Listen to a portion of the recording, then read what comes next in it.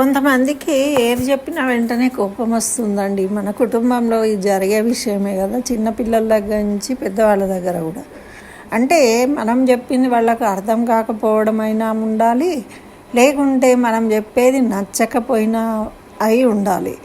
మరి ఈ రెండు మనము ఎన్నిసార్లు చెప్పినప్పటికీ వాళ్ళకి అర్థం కాదు అట్లాంటి సమయంలో. కాబట్టి ఏం చేయాలి, నేనైతే ఏం చేస్తానంటే, నేను చెప్పాల్సింది చెప్తాను, నా ధర్మంగా ఇది తప్పు అని, చేయొద్దు అని. ఒకవేళ వాళ్ళకి కోపం వచ్చిందనుకోండి, వెంటనే మానేసి చక్కగా వెళ్ళి నేను నా పని చేసుకుంటూ ఉంటాను. అలా చేయడం వల్ల ఏమవుతుంది అంటే, మనం చెప్పింది కరెక్ట్ అవునా కాదా, వాళ్ళకి సూట్ అవుతుందా లేదా అని క్లారిటీ మనకు వస్తుంది, వాళ్ళకు కూడా వస్తుంది. నిమిషం తర్వాత వాళ్ళు ఆలోచించుకొని నెమ్మదిగా వచ్చి వాళ్ళు కూడా ప్రశాంతంగా మాట్లాడే అవకాశం ఉంటుందన్నమాట.